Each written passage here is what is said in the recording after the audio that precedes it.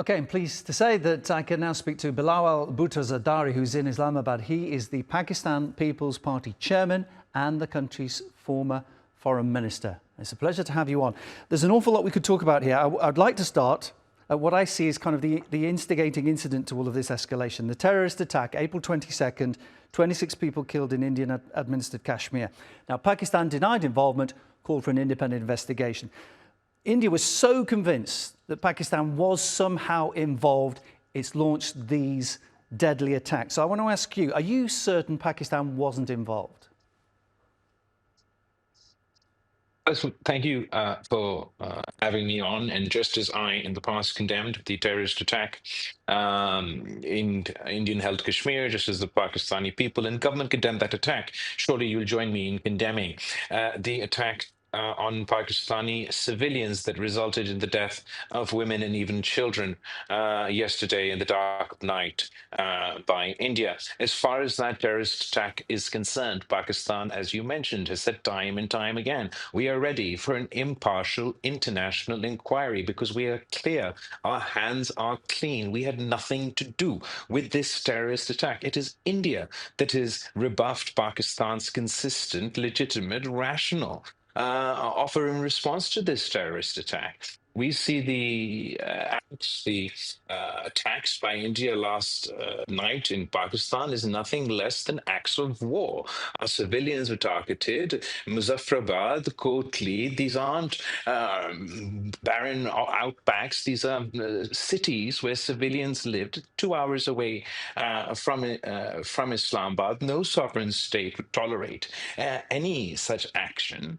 And when has it become a norm internationally for people without any investigation? Everybody is entitled to charge someone with a crime, but then everybody is innocent until proven guilty. India did not wait until the bodies were even cold. They started blaming Pakistan, and they have yet to produce any substantive proof, not before us or anybody else, or even before you, the media, to substantiate Pakistan's involvement in that heinous terrorist attack. It does not justify in any way, shape, or forms the actions that India has taken. And as you mentioned, tensions between the two countries now are at a peak, and Pakistan reserves its right to respond. Why do you think India refused that invitation and chose not to accept an independent investigation?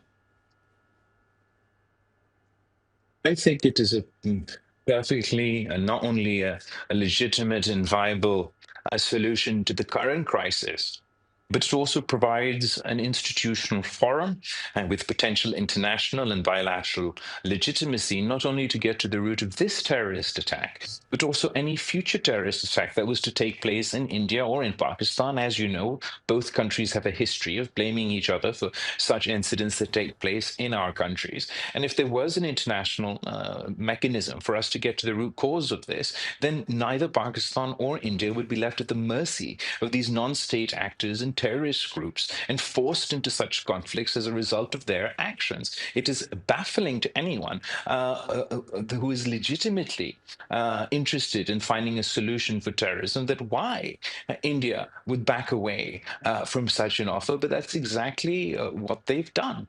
They've refused Pakistan's challenge practically for an impartial inquiry and instead chose to target innocent civilians.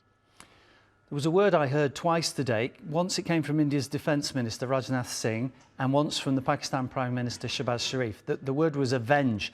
So both India and Pakistan want to avenge deaths inflicted by the other side. Can you see how this quest for vengeance from both sides is only going to continue a cycle of death? And how would you stop that cycle? I wouldn't want to put words in the Prime Minister's mouth. I haven't heard him use the word avenge. Obviously, international law grants neither Pakistan nor India the right to retribution or to seek vengeance, but it does grant us the right to self-defense. And what India did last night was unprovoked, deliberate acts of war. They launched missile, drones, and airstrikes on Pakistan's sovereign territory and targeted civilians. They targeted civilians civilian institutions, including a dam. We are able to prove all of this. India is still unable to prove Pakistan had any role in the terrorist attack that took place in Indian occupied Kashmir 2 weeks ago. So they have no justification, but Pakistan, under international law, has a right to defend itself, has a right to respond to these military actions by India. I totally get your point. I'm just thinking forward, though. If Pakistan responds, India will use the same argument that now they have a right to respond. How do you stop this continuing?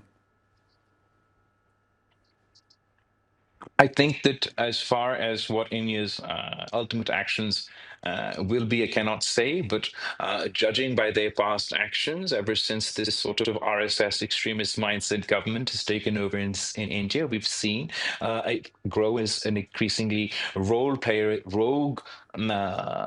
in the region, where it has conducted such irresponsible actions in the past, threatening peace in South Asia, which has global implications. So I would call on the international community to not only intervene and hold India accountable for the actions that took place last night, but for call for sanity to prevail in Delhi, and to join in Pakistan's demand for an impartial inquiry that has the potential of not only solving our imminent crisis, this specific terrorist attack, but also providing us with a way forward. So just as you say, anytime in the future, if any such terrorist attack does take place, we should have an institutional mechanism that can get to the bottom of it and ensure that we don't risk armed conflict between two nuclear armed nations. But can I just thank you so much for your time and analysis, giving us the benefit of your experience. My guest is Bilawal Bhutto-Zardari, live from Islamabad. He is the Pakistan People's Party chairman. Thank you, sir.